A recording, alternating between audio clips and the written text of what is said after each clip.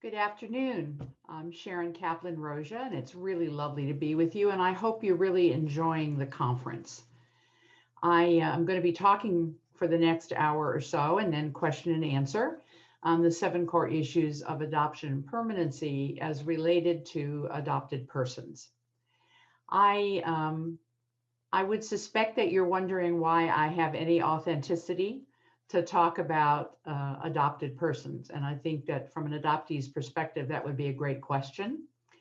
Not only am I a parent who has parented children who've come home at older ages from foster care and who were adopted, who taught me far more than I could have imagined I would have learned. And I've been in the field since 1963, so I've had a chance to see any and all disasters I might have created through adoption. And I think maybe the other piece that would equip me to speak to some of this, it sounds funny for me to say, but some of my best friends are adoptees. My first book was Cooperative Adoption that I wrote with Mary Jo Rillera, who later became Mari after her reunion. And she was both an adoptee and a birth mother.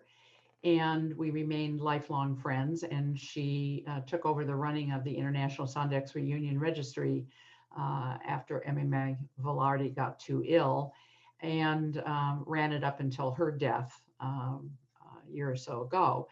Also, I kind of grew up in the time with Betty Jean Lifton and other adoptees that were really speaking out and authoring and changing the face of the field. And we spend many long time moments talking together. So I feel like I carry some authenticity by way of them. But I'm always interested in getting your feedback. Again, I want to say thank you to the Celia Center and to Jeanette for inviting me to present on this topic. And I know sometimes this material hits home, hits the gut, hits the heart, as well as the brain. And if you feel upset listening to the material, I take full responsibility for triggering your feelings and emotions, and you're always welcome to contact me or contact the Celia Center for any services or support or just discussion that may be of some service. I'm going to speak for a little over an hour, and then there'll be time for question and answer. And if you're on your phone, you won't be able to do that, but otherwise you'll be able to submit questions for me. So be thinking about that as we go along. Some people actually indicated that they were attending all 3 sessions.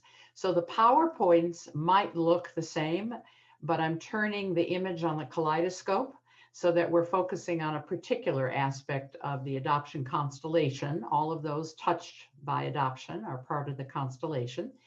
And this time I'll be focusing that lens specifically on the adopted person. So I want to jump in and not run out of any time here. You know, we're all in this boat together, no matter how we joined the constellation. And Desmond Tutu wrote a wonderful book based on an African word called Ubuntu, which means I am because of you. And the truth is, we're all in the same boat. And we rock the boat together. We fall out, we drown, or we succeed together. And so I do want to say that that's the essence of the core issue, is that we are all in this because of each other.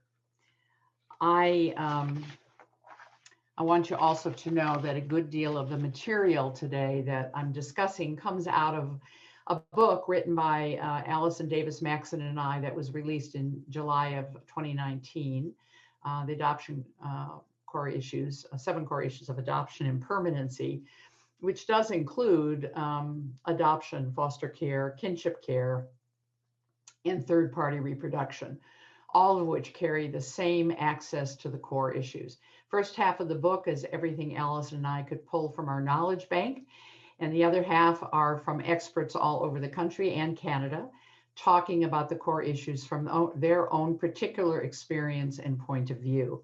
So I hope you'll have a chance to look at it on Amazon and maybe dive deeper after we've spent some time together today.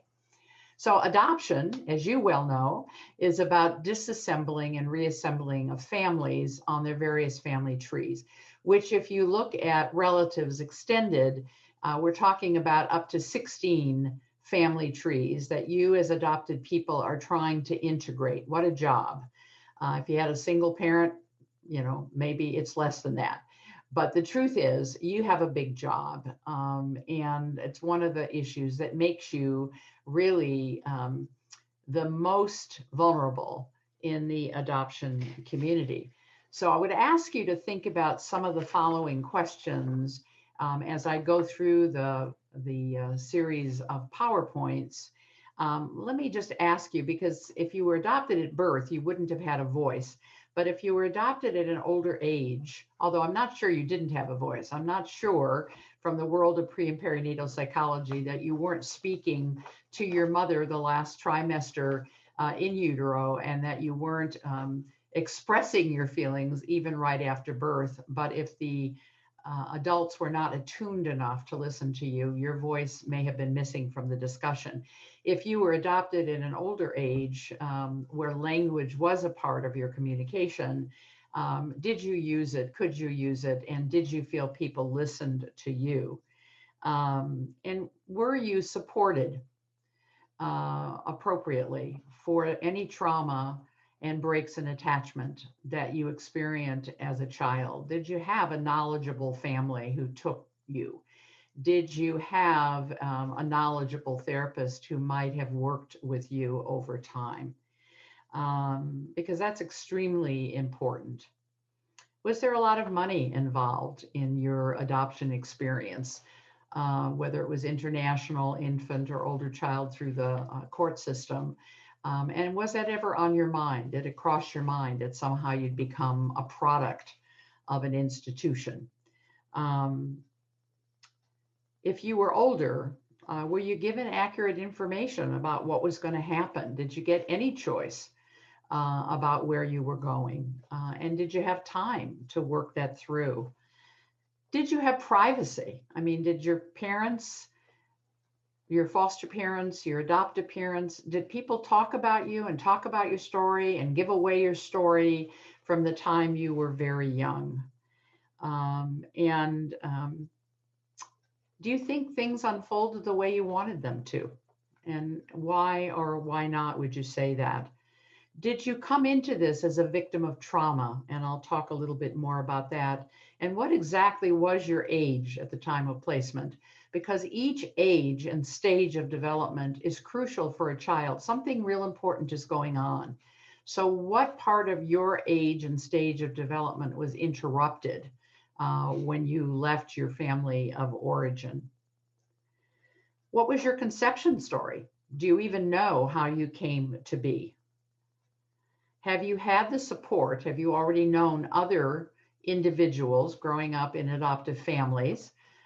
Were they a part of your normal surroundings, or were you pretty isolated in your experience growing up? Did you have, when you arrived, the developmental use of language, appropriate language? Did you even speak the same language if you came here from another country? And what abilities did you tap into to deal with the crisis of change? Were you adopted into a family of a different race, ethnicity, or culture? And what was that like for you? Then did you have any mirror images growing up? Were there people around you who looked like you? Were you raised in an open adoption, a kind of open adoption, or a very closed adoption? Part of that would be access to families of origin and people who looked like you and ongoing updated information. Part of that was the ability for you and your family to talk honestly and openly about adoption and your experiences. And if you were placed at an older age, how many different moves did you go through? And what ages exactly were you when you went through them? These are really important topics for you to consider as we move through this. So the core issues are really an experience for everyone, but particularly for you. It's created a lifelong intergenerational and very complex lifestyle. It's rocky, it's ups and downs. It doesn't always have a clear roadmap. And people are going to respond to your driving along your life's path constantly differently. And part of the work of the core issues is to depathologize the complexities that all members of the adoption constellation run into, but most specifically for you, because for almost all adopted persons, their reactions to what's happened to them are normal reactions, not abnormal. They're normal reactions to an abnormal situation. Normal reactions to an abnormal situation. You have had attachment breaks, even if it was just at birth, and you have had traumatic losses. So why wouldn't you have feelings and behaviors to match that? So we want to normalize that. We want to say, okay, that makes perfectly good sense. People experience adoption and permanency differently, and their feelings can change over time, which is very specifically what happens to an infant, a toddler, a child, a preteen, a teen, a young adult, an older adult, and an old person. Our feelings about these things change over time and change as we understand what's happened to us over our developmental aging process. The variables on how we might respond to these things have to do with our temperament, which is largely a genetic piece, how much resilience we have, which again is a genetic piece. Our gender often causes us to react to it differently. The age that we are, when it happened, and where we are now, our cognitive and language abilities, our mental, intellectual, and physical disabilities. What other things are we dealing with? I know so many adoptees I worked with had other challenges, autism, cerebral palsy, et cetera. And the adoption issues kind of took a back seat as they were dealing with the survival issues that were dealt to them. Genetic factors also include your personality type. You know, are you a one day at a time person? Or you're always looking back and looking forward in a broad view? How motivated are you to get things done, to do a search, to dig up information? What's your level of curiosity? Very much a genetic factor. Some people, today's the day and I'm fine and I don't want to think about the past. I'm not worried about the future. Other people are curious about everything and it drives them absolutely crazy if they can't get answers. Your sensory sensitivity, you know, really, it's not just your five senses, but your emotional sensory sensitivity. How easily do you react to others and your feelings? Also, what kind of trauma? So some of you had the trauma of separation, but some of you didn't go right into adoption. Some of you may have been in foster care for a while or moved around to different relatives. So what was the duration, intensity, and developmental stage when trauma or neglect occurred? Very important to write that down. The types of trauma, which can impact cognitive, verbal, and emotional development and skills. So what were you subjected to? Violence, abuse, sexual abuse, emotional abuse, verbal abuse, neglect. What did you witness? Did you have multiple primary attachment disruptions where you had episodic lives? You lived a little bit here and a little bit here and a little bit here, and people lost information along the way. You couldn't develop what you needed in the way of information. And whether a trauma was experienced in isolation or with others, like perhaps siblings or family or friends who were very much connected to you during that time. So were there people, were there adults, teachers, grandparents, neighbors, parents of friends who were with you during the trauma, who could support you? Now, this is the old view of adoption. It kind of froze you as a child. We didn't think about the fact that you were a prenate, a newborn, a toddler, a child, a preteen, a teen, an adult, and eventually an old person. Your life evolved, and this was kind of frozen in time.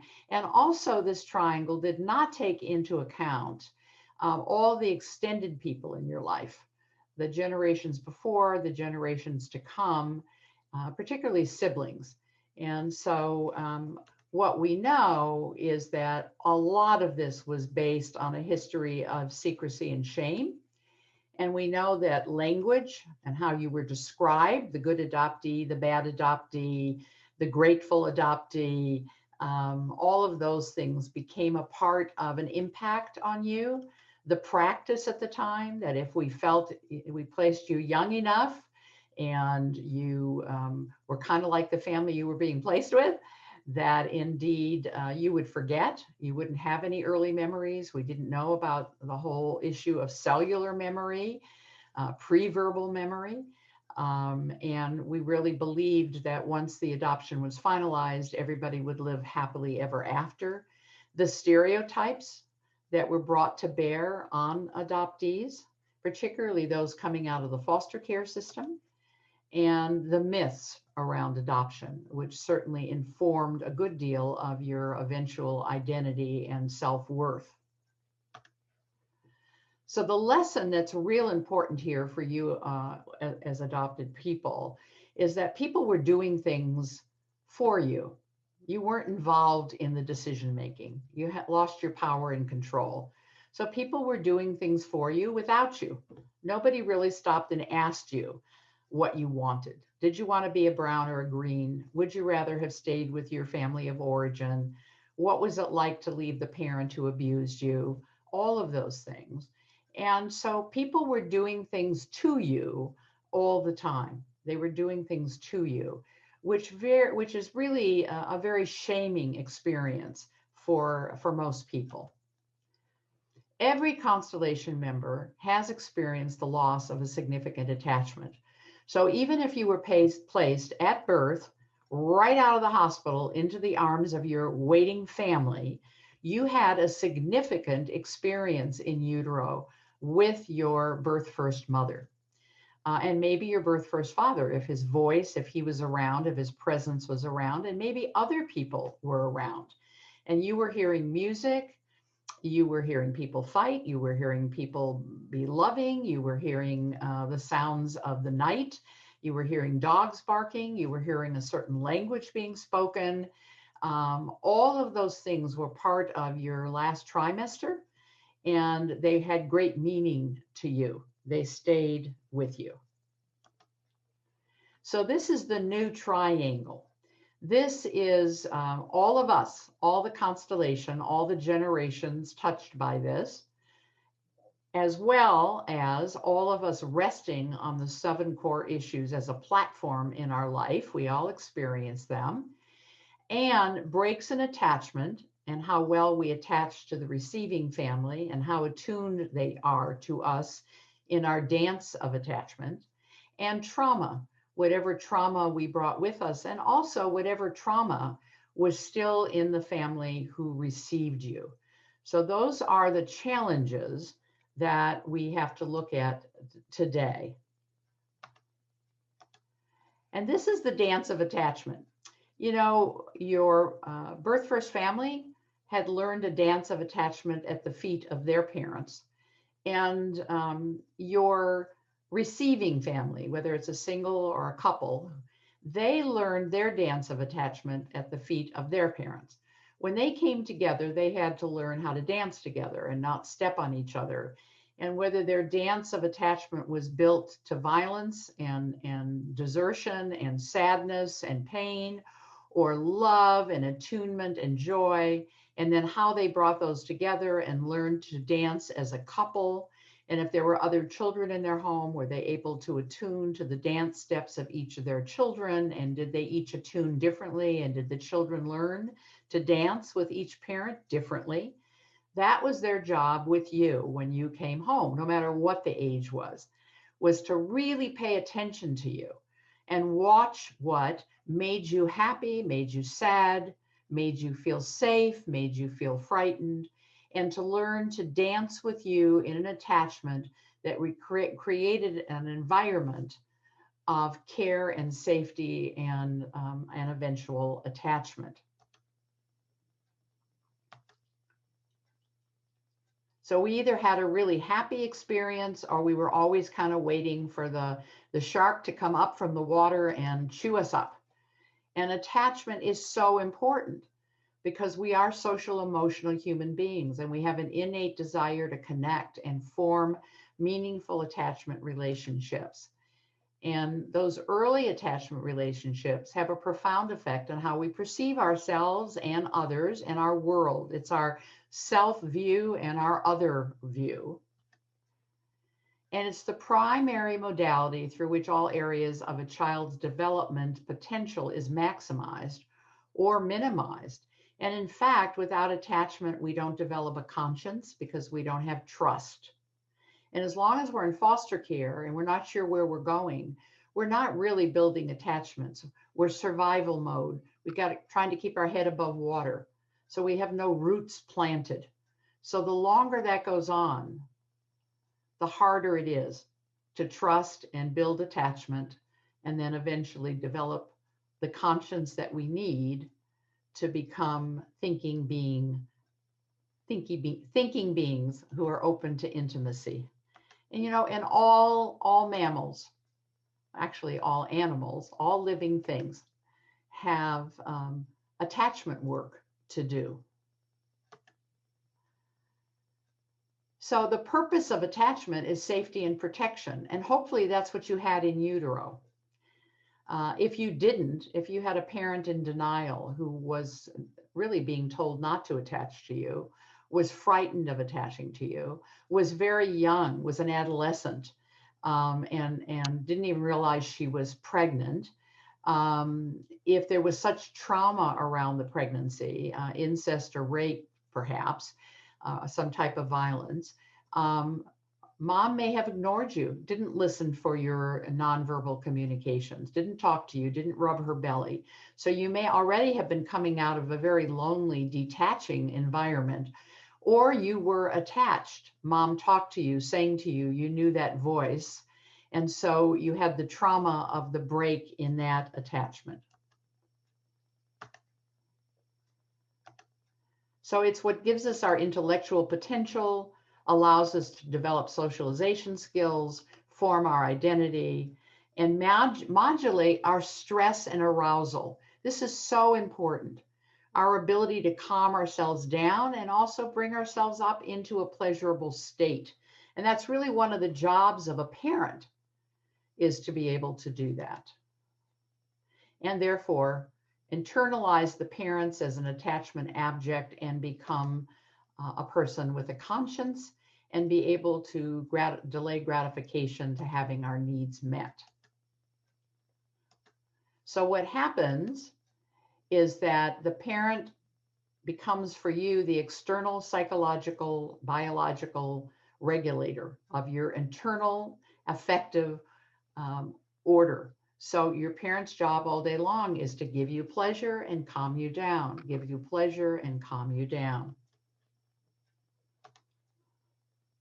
We call up regulation, down moderation.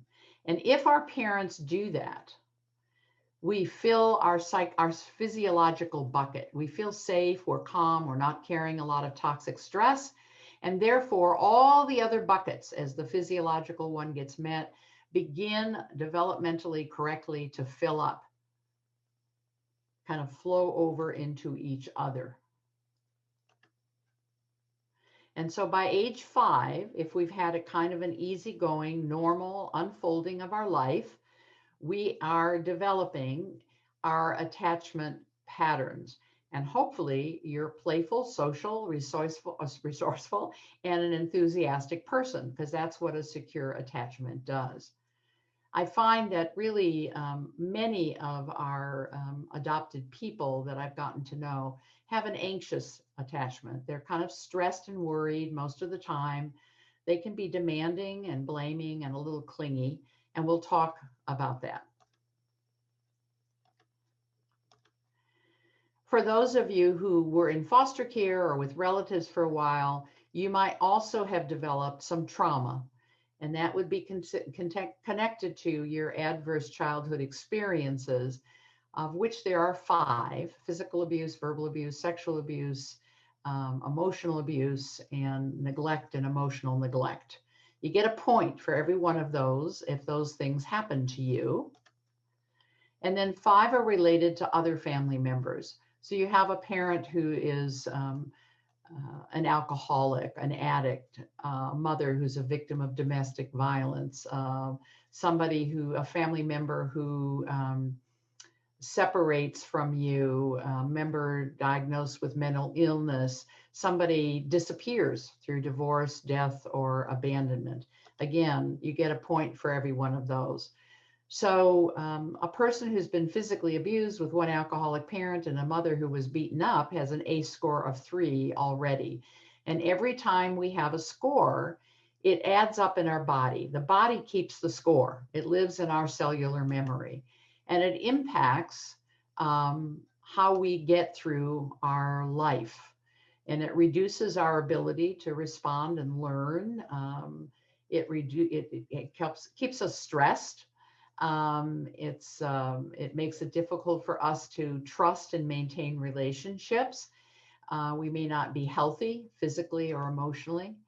And what we have to be aware of is that once we get to 3 or 4 and above, we're in an area that it begins to affect our physical well-being and can affect our lifespan. So really with 6 or more, we are actually in trouble.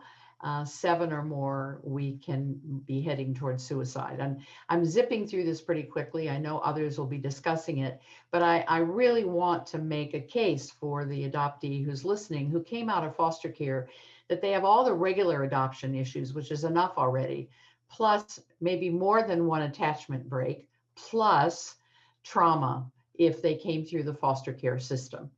And in so many ways, your pyramid of importance gets turned on its head. And so for many of you, survival was the primary task. Learning was the least important thing to you. Friendships were not so important. But learning to survive was your main issue. Typically, we are into learning and making friends and learning to regulate ourselves, and survival is the last thing on our mind. So be kind to yourself and recognize that. I'm going to skip through this. And I just want to tell you that toxic stress is when the body releases cortisol and other stress hormones, which raise the heart rate and the blood pressure and trigger a fight, flight, or freeze response. And that is very hard on your immune system. And the long-term negative impact for you would be your ability to physically grow. I know frequently I would know children who were very, very tiny when they were placed either directly at birth, they were very low weight, or they came home in an older age out of foster care and they were tiny. And one of the signs that they were starting to feel safe and were attaching was that they would physically grow. They would start eating and being able to use the nutrients that would allow them to grow. Maintaining positive physical health, because when we're covered with toxic stress from all that cortisol, we are frequently having lowered immune systems and very open to illness and accidents, I might add. Being able to learn and retain information. If we're functioning at a survival mode, we're really not able to access new information. So school, we're going to fall behind.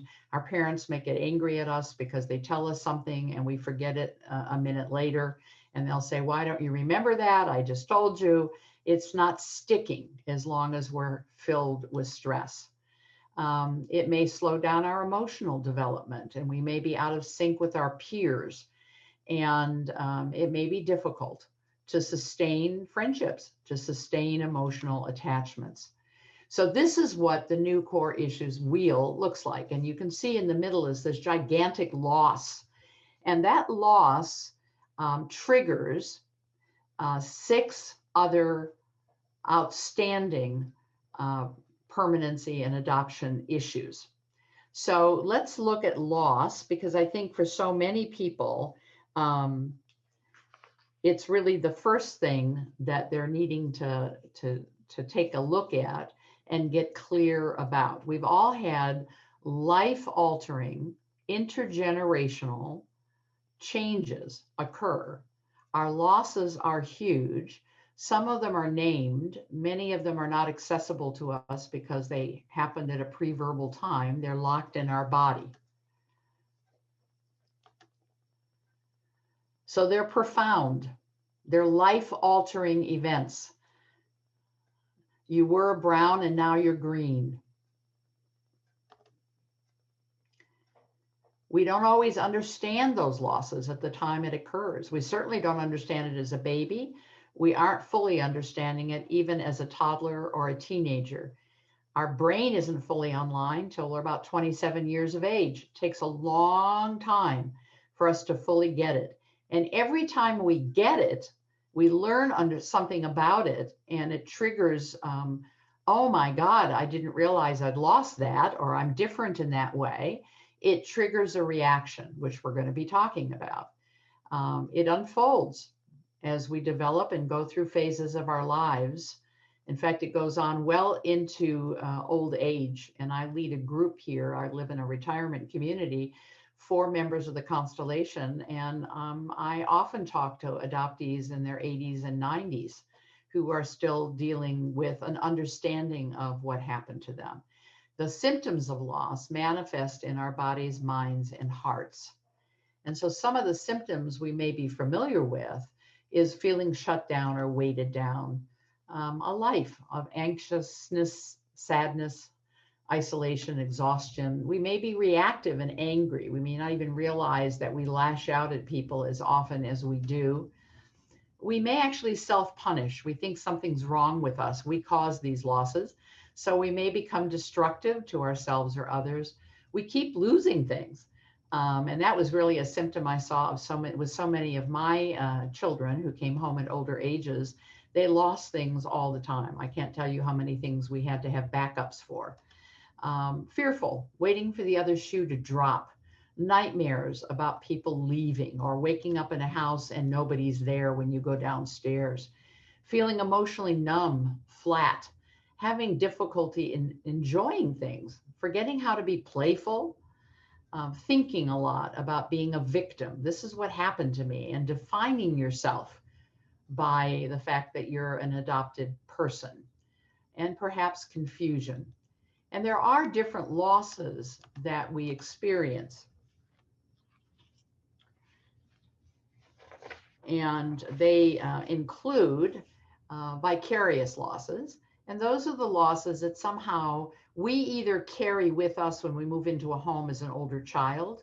We have a lot of pain and we bring it in our little suitcases and we unpack it, and emotions are catchy. And everybody around us, perhaps even siblings, start to get angry and sad and scared and demanding. We also might feel like we create vicarious losses when we ask our parents questions about our adoption or why wasn't I wanted. We may spread the feeling outward. And also our parents' vicarious losses around their infertility and their pain of losing you, etc., may also inflict their vicarious losses onto you. Ambiguous losses. You may be very, very happy with your family. I can't imagine life without them, but still, and feel guilty about it because you still wonder what it would be like to grow up with your family of origin, or you worry about your siblings left behind, or you think about your birth family a lot, and that may make you feel like somehow you're doing something wrong.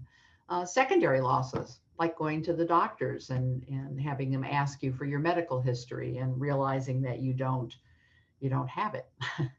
Or asking how come your parents look so old they could be your grandparents, or asking why you look so different from your siblings. Those are the losses that come up on a regular basis.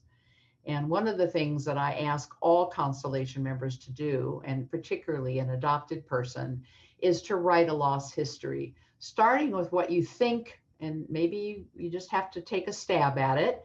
What do you think your losses were in utero? And how do you think you handled the loss of separation from your birth first mother? What was it like if you were older when you were placed? What losses did you experience along the way? How many families were you with? How many pieces of yourself and information and friends and pets and toys were left behind each time you moved? And what has happened in your life beyond your adoption experience? Was there a divorce? Did your best friend die? COVID is bringing all this back up to the surface again as we confront loss every day in the newspaper, on the news, in our own neighborhoods. So let's be aware that there are different kinds of losses. And remember, when you do a loss inventory, that the devil's in the details. It's not the big losses that hurt, it's the accompanying little ones that follow up. So dig down, drill down. It will help you a lot to begin to heal. So what does the adopted person, the infant, child, teen, and adult lose? Well, they certainly have lost family members. Some or all, maybe only having history on first birth mother's side, but nothing on birth first father's side. A particularly tricky one for male adoptees. We are 50% from each parent. And I know that if I'd been placed for adoption and given my mother's information, my birth mother's information, I would have been very confused because I am my father's family through and through.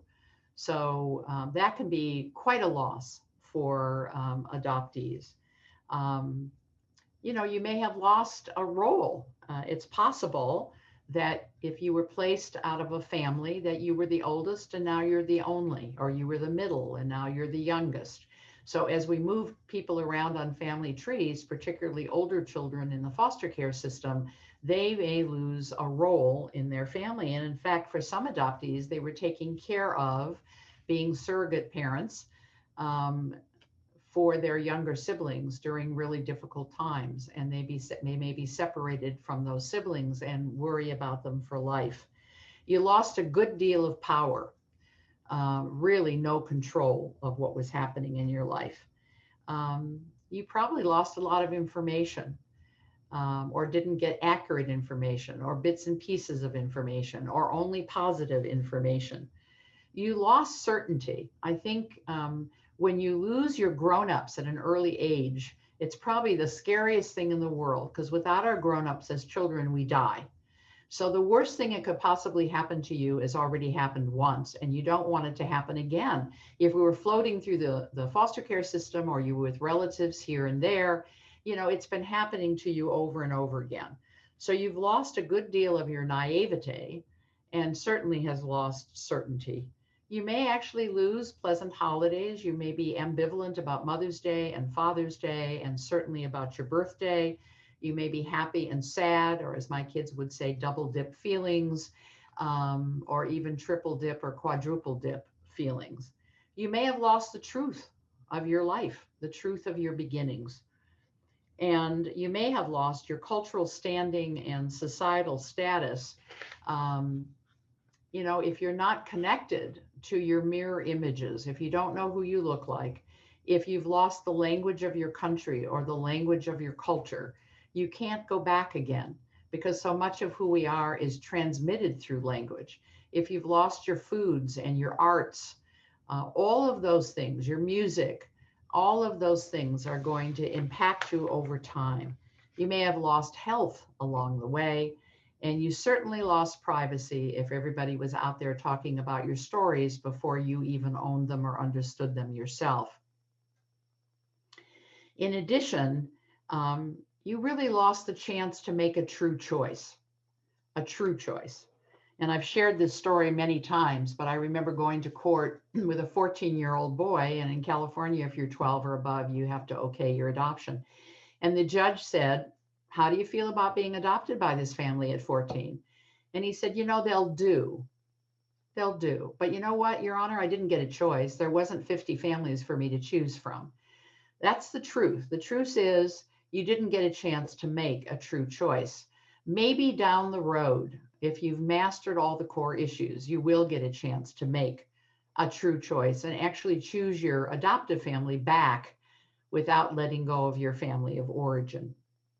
You lost perhaps your future and genetic connections, those people who come after you, particularly siblings. You may lose trust in yourself and others.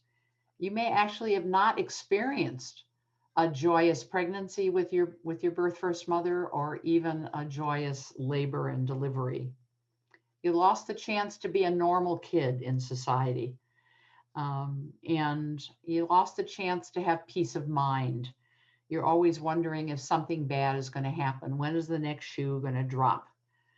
And you lost your genetic mirroring, which I had said earlier. You may have lost access to your complete narrative, and you know, our stories are what give us a cohesive identity. So if you've got missing pieces, you could end up with what we call genealogical bewilderment or Swiss cheese ego, where there's whole pieces of you missing, and you're trying to fill them in with either facts or you fill them in with fantasies. You may lose pride in who you are, or feel like there's something you cannot become because you don't know where you come from.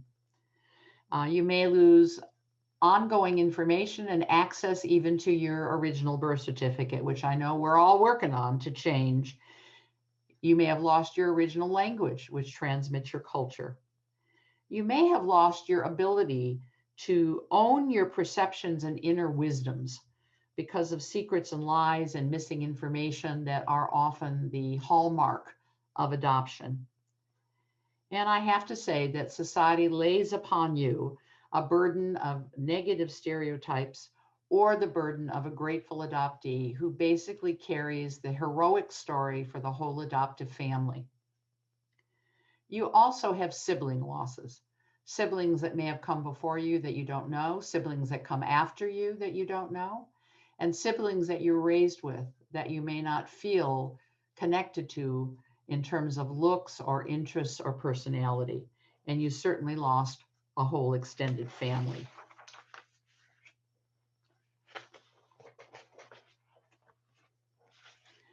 So what do we do about it? You need to create that loss inventory that I explained to you. Figure out how they've impacted you and where you carry them in your body and in your psyche.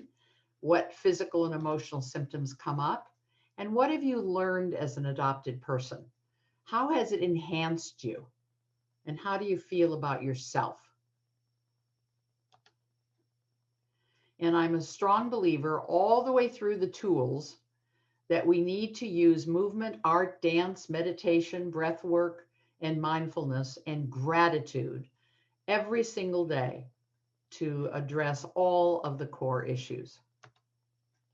Now, what we do is we personalize those losses, because if we can figure out what happened, maybe we can stop them from happening to us again. It's a very natural thing for us to do. And how we feel it is we either feel it as rejection, we've been rejected, there's something about me that's wrong, or we fear further rejection, and we do everything we can, either by pushing people away prematurely or trying to be extra people pleasing as a way to not be rejected, or we stop really investing in relationships. Now, rejection can be real, imagined, or actually inaccurate altogether. And it typically creates immediate negative effects on our well-being, and it impairs our ability to think clearly, and also may keep us from really investing in a relationship, in a job, in a community. We may start a lot of things and not finish them because we're afraid to be held up to certain standards. It's even children, for instance, who completed a really great assignment at home and lost it or misplaced it on the way to school because they don't want to be graded. They're phobic about that. And I want to tell you that the pain of rejection or being excluded, and we need to be included because it's how we survive. It's how we survived in our early years as man, and it's how we have to survive now. And so we feel rejection in the same part of the brain that we feel physical energy. So one of the things we learned from research when we were writing the book is that if you take an aspirin or a Tylenol, you can actually feel a little bit better. So rejection actually can influence our emotional and physical well-being. We may not sleep as well. We may have compromised immune systems if we're always feeling rejected. It may cause us to lash out, to create self-punishing behaviors and destructive behaviors. And I would ask you to think about, what does rejection feel like to you, and what emotions surface when you're feeling or fearing rejection? So what we see for the adopted person is that each placement becomes a form of rejection. So they personalize every single time. You personalize every single time. And sometimes it brings up these things like, I've had adult adoptees say to me, well, I just feel like my birth mother took one look at me and said, ugh, what an ugly baby, or I cried too much, or I wanted too much to eat, or I was making too much noise, because children personalize what happens to them. They feel like they caused it. They feel like they have all the power to keep adults with them or send adults away. And so they may have ongoing, you may have had ongoing fear about rejection from your adoptive family, from your future spouses, from your spouse, from your future children, from coworkers or community members. If anybody really knew your true story, they wouldn't want to be around you. You know, I think open adoptions is certainly a place where rejection constantly is a fear. What will I have to do for the adoptive family to deem me not necessary in a child's life? What would I have to do or say to my adoptive family to cause them to send away my birth family? What questions can I ask? What can I actually say? What do I call my birth first family without hurting my adoptive family? There's a constant worry about being caught between worlds and having a rejection from one part of that world or the other. And it may stop you from completing your life goals, blending in. It may cause you to hide your adoption if in fact you can. And it may set up rejection over time. It may cause you to not ever complain, to feel like you don't have a right to complain, not ask for help, feel like you have to take care of yourself. And you may find that you're always pleasing other people to your own extent, to your own loss.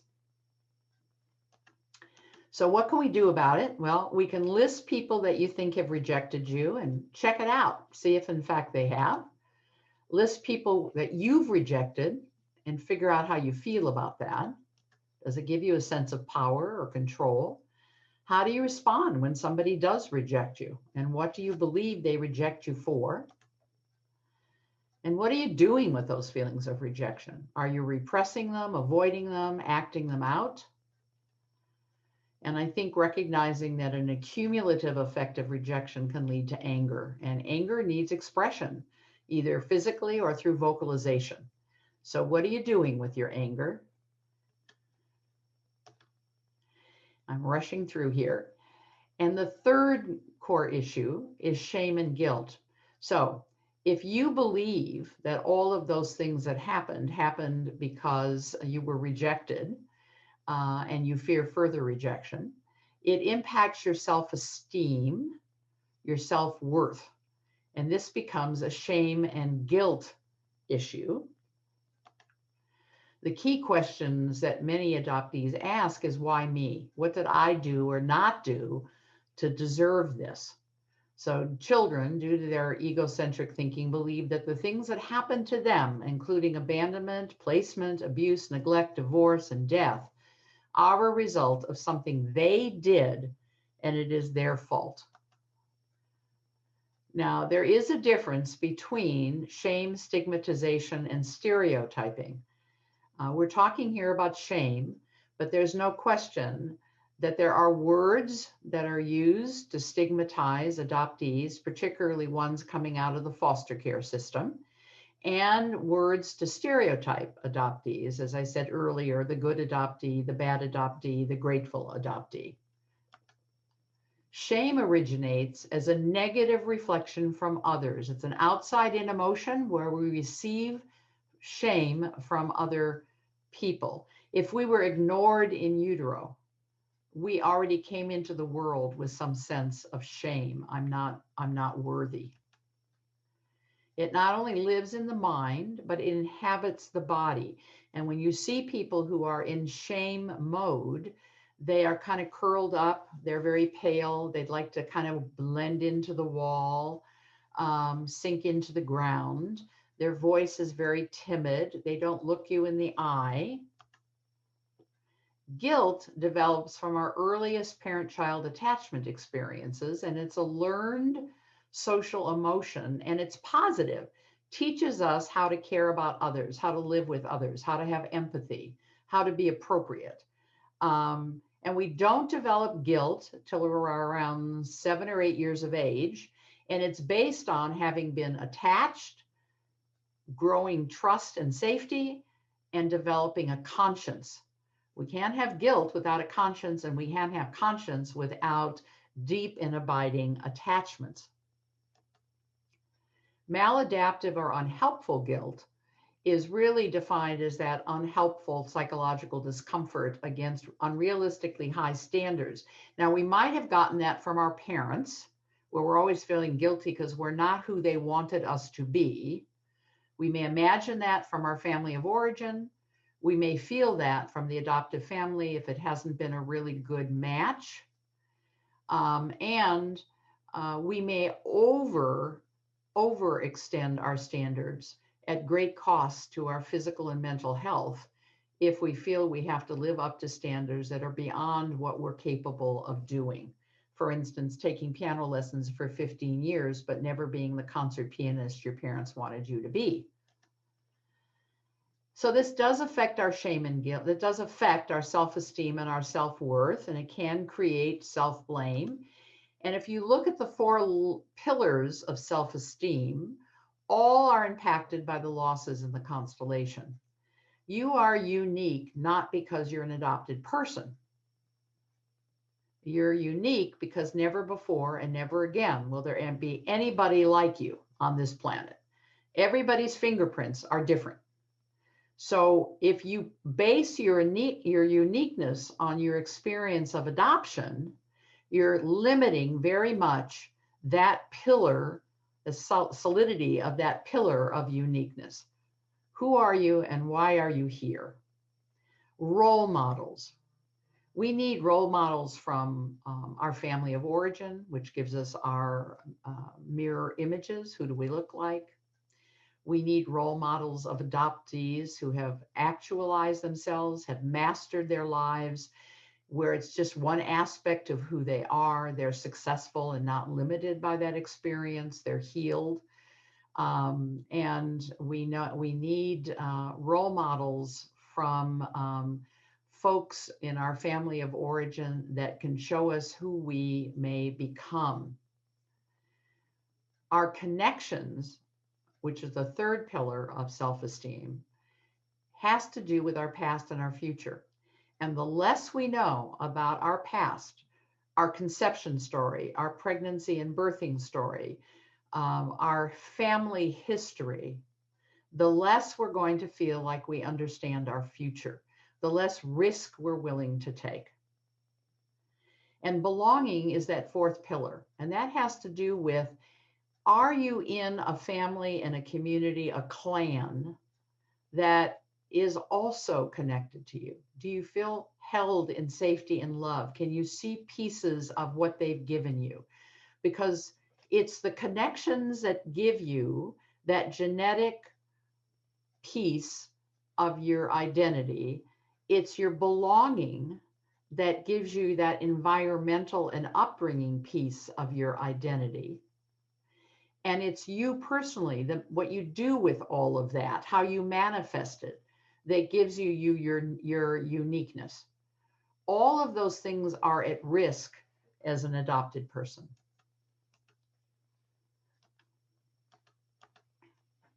So shame and guilt is another major issue for adoptees. And, you know, I've had adoptees say to me, you mean there was no one in my whole country, nobody, you know, in all of Colombia that would take me, no family members, no other Colombian people. I had to lose everybody in order to gain permanency. That's a huge piece of rejection, shame, and guilt. And what happens if you were adopted at an older age and you had developed a lot of behaviors that were difficult because you were angry and you didn't know what to do with all those feelings? So did your behaviors and needs keep you from finding permanency?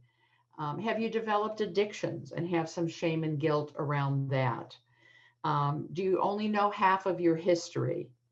Were you conceived of rape or incest? And has that become an issue of shame? Did you take the burden of your placements on yourself when you had no power as a child? But did you take the burden of your placements on yourself? Do you have shame and guilt about not fitting in to the family who has adopted you? Do you have shame about being born out of wedlock? Are you ashamed because you're glad you're adopted? Are you ashamed because you don't feel lucky or grateful? Are you ashamed about where you come from? Are you ashamed when you ask your adoptive parents questions that make them mad and sad and uncomfortable? Are you ashamed around search and reunion? Are ashamed because you don't fit in with your racial, ethnic, or cultural communities? Are you ever ashamed because the extended family, both birth and adoptive, have not claimed you? There's an awful lot here to unpack. So list 5 things about which you feel guilt or shame. And do you relate them to adoption and permanency? In what ways do you feel inadequate? And who gave you those feelings? Find your constellation peers. Cultivate friendships and connections to diminish your feelings of shame and isolation. Talk about it, normalize it. Be sure that you're physically expressing all of your shame and guilt, and get lots of massages, do exercise and do yoga, and practice expressive outlets. And nurture yourself every single day. Forgive yourself and forgive others. So adoption and permanency losses are too often left unnamed, unacknowledged, and ungrieved. We live in a society that sees adoption as a problem-solving event. A child needed a home, a family wanted a child, and a family couldn't parent a child. You move the child around on the family trees, and there's nothing to grieve because everybody got what they needed. Well, we know that's not true, but that's how society sees it. And grief is the gateway to healing, which means you have to take out the time to do the exercises. You need to take time out. Otherwise, you've got these gigantic boulders in the road and you're climbing over them, digging under them, going around them. It's taking a lot of time and energy. You need to stop and clear that boulder out of the road if you really, truly want to gain mastery of your adoption experience. Acknowledging loss and making room for the joy is part of the work of grief. It's part of the healing process. And it reminds you that you have to go back. You have to think about everything. And even if it comes to you and you think, I couldn't have possibly remembered that, write it down, write your stories. The body knows. You have cellular memory. So remember, recollect, feel it, question it, get the truth, and reorganize your stories. It's a personally It's a personal and highly individual experience, and there's no recipe or prescription. I just know that it keeps coming up if we don't take the time to do it, and it's messy, messy work. You can feel crazy or unhinged when you're grieving, alone and isolated. You can feel like you're on a roller coaster ride, out of control. Little things trigger the grief everywhere. Watching, just watching a mother and child together who look alike can be just enough to set you into tears. You can feel like you're wandering through life aimlessly without any goals. You can keep forgetting things, not finishing what you start, and not able to concentrate and keep things in your brain. Physical symptoms for grief include a lowered immune system, tightness in your throat, what we call a plum pit. So when you start to talk about your adoption experience, ask questions, are kind of beginning the search and reunion, whatever it might be, there might feel like there's a plum pit in your throat. You might feel a heaviness in your chest and be feeling like you're going to have a panic attack or a heart attack. Headaches. I get a lot of shoulder aches when I'm grieving. Intestinal symptoms. I love Anne Heffron talks about adoptionitis. And I think that's such a good, accurate statement about the grief that adoptees experience. And when grieving, people may do things in extremes. You may find yourself spending too much or hoarding, sleeping too much, or not able to go to sleep, eating all the time, or not being able to keep any food down. It may come in waves of emotion that carry both sadness and longing, as well as laughter and smiles, and both are just fine. And you may find as Mother's Day, Father's Day, and your birthday come up, that you have anniversary reactions. And as you get older, it's important that you be able to plan ahead and talk about what you need. And remember, part of grief is often to idealize the people we're not growing up with. And so let's keep that in mind as well. Babies grieve. And I've had foster parents who've taken infants from the hospitals who've said that. This baby is grieving profoundly. They can't stay awake. They can't eat. This is where some of our failure to thrive babies might be. Babies grieve. They do talk to us. Children are adaptable, malleable, and resilient, but not if they keep moving, and not if the parents who take them don't attune to their needs, set everything aside, listen to their language, through their body language, through their crying, through how they hold their bodies. We need to be attuned. And they've had an existential crisis. They've lost something very profound, and they can't talk about it. As children get older, they do talk about it. Their behaviors become the way that they express their grief, and they're often in a chronic state of distress as they understand more and more about what it means to have been adopted, and they worry about it could happen again. And they're often labeled, children of adoption are often labeled as oppositional and resistant and attachment disordered and bipolar and everything, when indeed what they're doing is grieving profoundly. So let's be really careful about those diagnoses. Again, list 5 things you have when you experience grief. List the feelings you have when you're experiencing grief, and talk about how you avoid grief. Are you just busy all the time? You never take the time to just sit down and be. And sometimes writing your story, keeping a journal, can be extremely helpful in moving into your grief. I recognize that your gender, your culture, your age, your life experiences, and spiritual beliefs are going to impact your expressions of grief. Use your support system. Be clear and specific about what brings you comfort and what makes things harder, and plan ahead for grief triggers.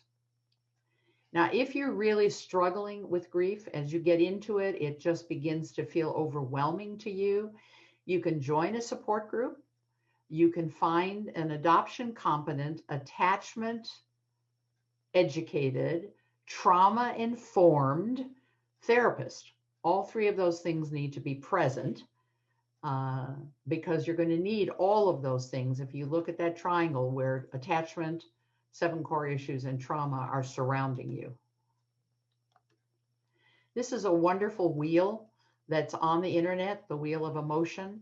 It's easier for us when we're journaling, talking, working with a therapist or others in a support group to have a pretty full language of emotions. This can be very helpful. And very often when I've put it up, I've seen people go and put a stick pin in the ones that they're experiencing right now. It's a great way for us to start talking. Now, if we look at those first few, if we identify our losses, make a list, get very clear. If we recognize our feelings and fear of rejection and how it's impacted us and our self-worth, if we look at shame and guilt and the 4 pillars of shame and guilt, and we bring forward the 4 pillars of self-esteem and self-worth, and we do our grief work, and it's not like we're going to do it once. You know, frequently we're back on that wheel, but every time we've learned the skills, we can get through that wheel faster because other losses will trigger the wheel again. It's those first 4 that often keep us from reunions. It's where people are frequently stuck. Now, if we do that work, we're in a position to build a cohesive identity as an adopted person. And we can't go forward in life without knowing who we are. It's the heart of the human journey. And so we need to look at the fact that as adoptees, you may have stories that are broken. Historical personal events pieces can be missing. It may make it very difficult for you because we can't build a cohesive identity if we don't know our story from the beginning. And so even missing our conception story weakens our identity a bit. And there's so many things that go into building our identity. So I'm just putting some up here for you to think about. And I know that this PowerPoint is going to be available to you for 6 months. And so you'll really be able to look at this and go back and think about it. But the words associated with identity are either self-described or attributed by others. And so it really depends upon how our birth first family may have described us, how our adoptive family described us, how our extended adoptive family described us, how our peers described us. Our person's mental model of themselves, our psychological identity relates to your self-image and your self-esteem. It's how you view yourself as unique. So it's based not only on what we are, but what we're not. That's real important. It's based not just on what we are, but what we're not. So identity springs from our experiences, perceptions, and interpretations of the past. It's reflected in how others see us and how we understand ourselves in relation to others, and how we see our past and our future. And it comes from our relationships. So healthy identity formation allows constellation members to experience the gains of adoption and permanency. Your journey to identity began in the womb. Were you given a sense of worthiness even in the womb? If your mother was chronically depressed, angry, disassociated, stuck on her addictions, she may not have given you a sense of yourself even before you were born. What we need as a prenate and a newborn is a sensory experience of warmth and love and responsiveness. If we were lucky enough to be received into the arms of people who put everything else aside, didn't go back to work, weren't otherwise busied, and really could get to know us as an individual child, then we may have begun a positive identity even then. You face, as adoptees, the most difficult task, which is to integrate all of your family trees into your identity. It's extremely important that you be assertive in getting the missing parts of yourselves collected whenever possible. The more you differ in appearance from your adoptive family, the more that becomes necessary to find your mirror images. It's not uncommon for adoptees to have body dysmorphia, not see themselves the way they really are, which can lead certainly to anorexia and bulimia, etc. And so it can lead to a feeling of marginalized identity. You may feel a part of a lot and a part of nothing at the same time. So, and again, if your adoptive parents have an expectation of who you're supposed to be in the community, that's also a part of your identity formation that may not be true, may not be accurate, and that you may not be powerful enough to reject. I'm going to move from here into a discussion of intimacy. I do think it's important that you figure out who you are. List all the words you use to describe yourself, and where do you think those attributes came from? Did they came from your family of origin, or did they come from the family that raised you, and which of those are unique to you? Identify what's missing and how you're going to go about finding those puzzle pieces. What was the most difficult aspect of forming your identity in relation to your role in the constellation? Claim and create the narrative of your story. Start at the beginning and include photos and timelines and memories and mementos. Feel free to change your narrative as you gain new insights, perspectives, and facts.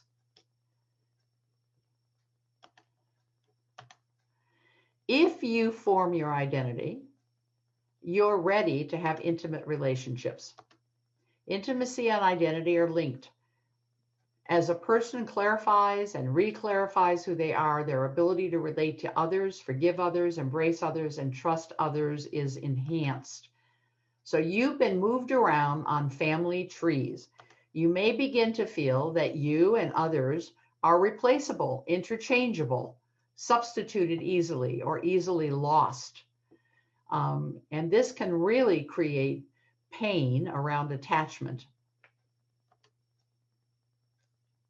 So when information is withheld or unavailable, when shame and secrecy raise their head here, and if it's impacted your identity, it's going to create some difficulties if you're getting close to others, because intimacy involves risks and vulnerability and knowledge of yourself and the belief that the self is valuable, resilient, and worthy of love, that you will survive if an intimate relationship goes south.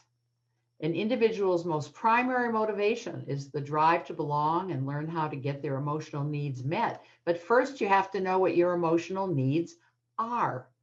It's how we get our social, emotional, and physical and psychological needs met in our lifetime. But it does require trust of self, trust of others, respect of self, respect of others, self-acceptance, acceptance of others, even in their lack of perfection, empathy for ourselves and others, and reciprocity in the relationship. They're built over time, and it's both verbal and nonverbal. We really have to get to know the subtleties and nuances of ourselves, and we have to be able to self-disclose and be honest. So we have to know our own needs, thoughts, feelings, expectations, and vulnerabilities, and uncover our blind spots. If we have hidden expectations, others people are always going to fail in our eyes. And it is more than words that communicate feelings. How they hold their bodies, their willingness to make eye contact with you, their tone of voice, their facial expressions and reactions to touch, their matching of words, actions, and physical expressions, all tell you whether they're in a dance with you or not. There may be things hidden in your genetic makeup that worry you about who you might give birth to or who you really are. You may be worried about incest if you don't know anything about your family of origin or only half of your family of origin. And really, the last thing you want to do is to go out with somebody and have somebody say, "What a cute couple, you kind of look alike." Not such a good thing for an adopted person. And I think for older children who enter the family, there's frequently a lot of intimacy issues, particularly if they've come with some sexual abuse in their background. They may not have the boundaries that are needed to fit into that family and everybody to feel safe. I remember teenagers frequently would get crushes on their adoptive mother or their adoptive father. They might get crushes on their siblings. They really didn't understand how to create privacy in the family, how to appropriately dress when they were running around the house. These are all issues of intimacy that need to be addressed when we're talking about adopting children from the system, the foster care system. And when we have a reunion, intimacy issues come up. We may indeed see ourselves reflected in the other, and we may indeed have some genetic sexual attraction to the other person. This kind of narcissist looking at themselves and falling in love. And adults tend to really attach and have intimate relationships with a lot of touching. And that can be awkward with somebody who's a stranger, a relative stranger. They're a relative to you, but they are a stranger to you. These are all major issues for the adoptee. So it's real important for you to look at your intimacy quotient, what barriers are difficult for you in connecting, who you have formed intimate relationships with and what allowed you to do that. And what do you think you bring to the table in an intimate relationship? Now, the last piece is mastery and control. And I'm going to zip through this. Mastery is a profession, a command or grasp of a subject, a skill, or a knowledge base. In this instance, the mastery is of yourself. Who am I really? What really happened to me? How do I bring myself into a cohesive adult experience? And it requires you to be opening yourself to reflecting on really building deep, intimate, emotional connections, bringing your true self forward. It doesn't mean we're done grieving or processing losses. It just means that we've gained the skill to do it. Everybody lost control. You lost the most control of everybody in the constellation. And that diminishes your power to direct your future life course, which is why it's so important that mastery be expansive in your life and that you not use control to limit it. Because sometimes we get over controlling of ourselves and other people in order to stop more losses. Power is also a strong component of resilience.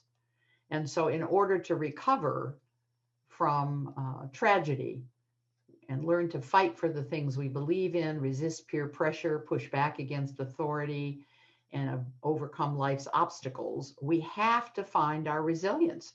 And it's in us, some more easily touchable than with others.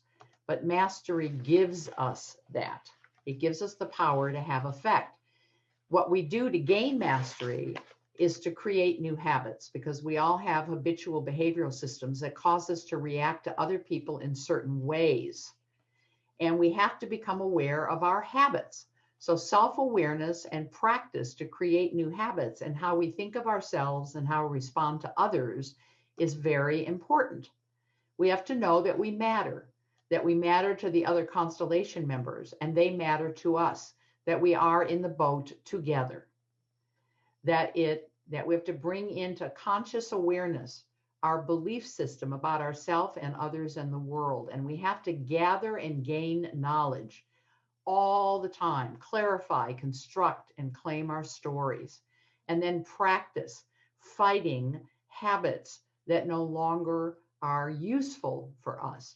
Practice, practice, practice, and fail, fail, fail, because that's how we build a new mastery, a new skill. And imagine what you had to do to learn to play the piano or speak another language or ride a bike. You had to be willing to be vulnerable and feel stupid and silly until you mastered it. But that's how we will gain all the goodness of the adoption experience that you had. Now, I've rushed because I want us to have a few minutes for us to be able to talk to each other a little bit. And because all this is going to be online, you can study it. But I want you to be aware that all children heal, change, and grow within the context of a healing relationship of adults or our partners over time. They need to be planted in permanency before they can develop. So think about that for yourself.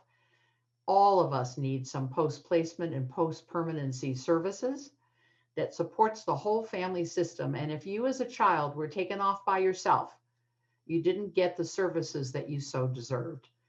All healing needs to be done within the family system. So, questions. I'm going to plug in here to the Q&A. All right. When the time is right for questions, I know that I was stigmatized even after my reunion by my adoptive parents for having to put up for adoption. My adoptive parents implied that my birth mother was a bad person per se. You know, Dave, I have to tell you that that is a very common experience that that I hear pretty regularly. And I'm not looking to defend adoptive parents because that's a horrible thing to have you experience. But I think it's their core issues. When I say that we're all in the boat together, their fear of losing you, of not looking like the best adoptive parents by your by talking about what they've done for you. They've elevated you. They took you away from that really horrible, bad person and they gave you a better life. You know, it's not easy for adoptive parents to think about taking away somebody else's child. And when we do that, we feel a certain amount of shame and guilt too. So I think what you were experiencing were your parents' core issues, and that is so sad. It brings tears to my eyes. I really do feel badly. And they robbed you of an opportunity to feel good about yourself because you come from that birth family as well as what they gave you in your part of your growing up experience. So that's my answer. I can explain why it happened. If you want to talk further about what you might want to be able to do, and maybe you have done something about it and you want to share it, but we have to find other words. We have to redefine the mess. This is where the habitual habits are. We have to change those words in our brain. We literally have to say, stop. My birth mother was vulnerable. My birth mother was in a crisis. My birth mother did the best she could. My birth mother didn't have the best upbringing herself, and she didn't know how to parent. My birth mother was caught in a terrible place in her life. All of us have strengths and weaknesses, including my birth mother, me, and my adoptive parents. It's a matter of redefining language, okay? All right. Christy, you wanted to know if you get a copy of the PowerPoint.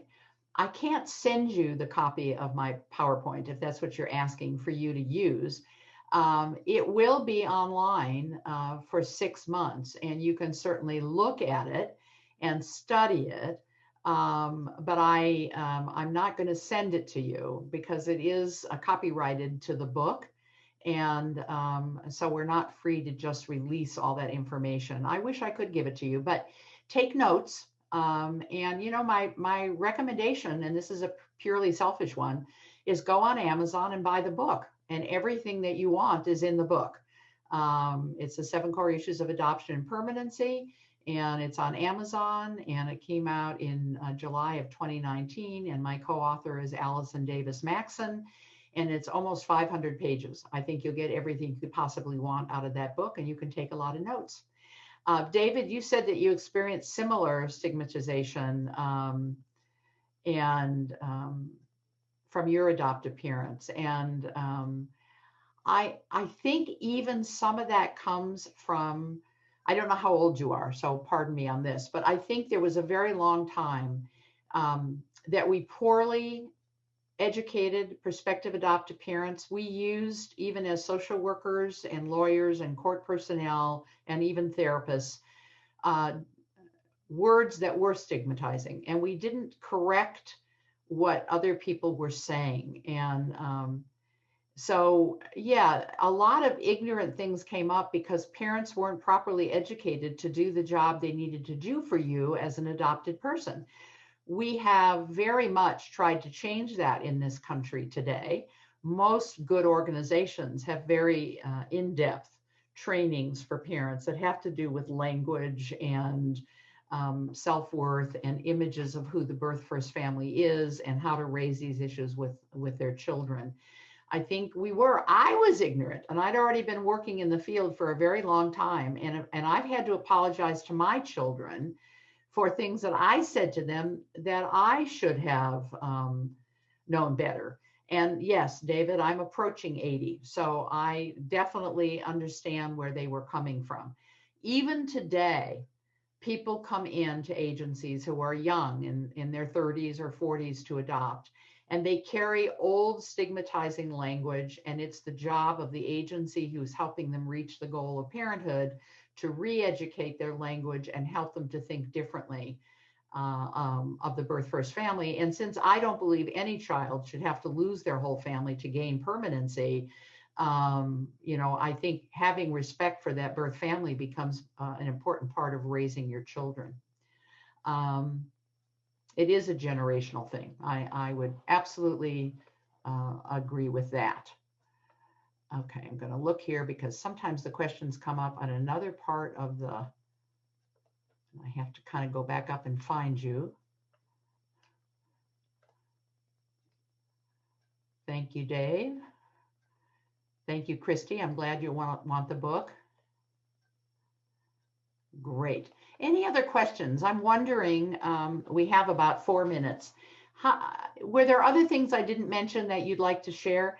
I have the opposite shame, not the shame of where I come from, the shame of feeling like I'm not enough. My birth mother went on to medical school and became a doctor of psychiatry. Her children all seem highly accomplished. My self-esteem issues are preventing me from contacting her. You know, you're not the only adoptee who shared that with me, that, we often think that birth family just went on the way they were. We forget that people change over time. It means that you're carrying all those same genetic influences, and that there may be parts of your own core issues that maybe have kept you from fully actualizing everything that perhaps you could do. Or it may be that you're enough, and think about that. Maybe you're enough. Maybe you're successful in a whole other way in life. Maybe your job wasn't to come on and be part of a medical family or be highly successful in a certain way. I think part of it is going back and looking at, who are you? What do you do for other people? Where do you matter? How do you matter to yourself? And how do you think you might matter to them? Because they are going to think of you not as a highly educated person or a doctor. They're going to think of you as a sibling or a daughter who's alive and well, and either joyful or not, either ashamed or not, either happy for having been given life and grateful for what she has had in her life, or not. Rarely in a reunion have I seen a powerfully productive birth first family judge the missing relative who rejoins them based on their accomplishments. What they're looking for is, are you healthy? Did you have a good life? Are you okay in the world, physically and emotionally? So I would sit down and ask a really key question that I think all of us have to ask, and that is, why do you think you came here? For what purpose are you here? And have you fulfilled that purpose? If you have, it has nothing to do with education. It has everything to do with to whom you matter. And I would be really happy to talk to you more about this anytime. So just know that all my information's on the website, and you could always send me a private note and we can talk it through further. And Dave says, as a fellow adoptee, I had a similar experience to yours, Brenda, early on in my reunion, in that I didn't feel good enough to have chosen the right career path. First of all, I don't know how old you are, Brenda, but we can always keep changing. We can always keep changing our path. Until the day we die, we can keep making choices, and that's power that you have. So think about that as well. I'm so grateful for the questions. Pam, thank you. It's wonderful to see your name pop up. I'm a fan of yours as well. Well, it's 2:30 and we have to stop. And I want to thank you so very, very much for letting me come and be with you and play with you a little bit and learn with you, because you challenge me in ways where I keep learning.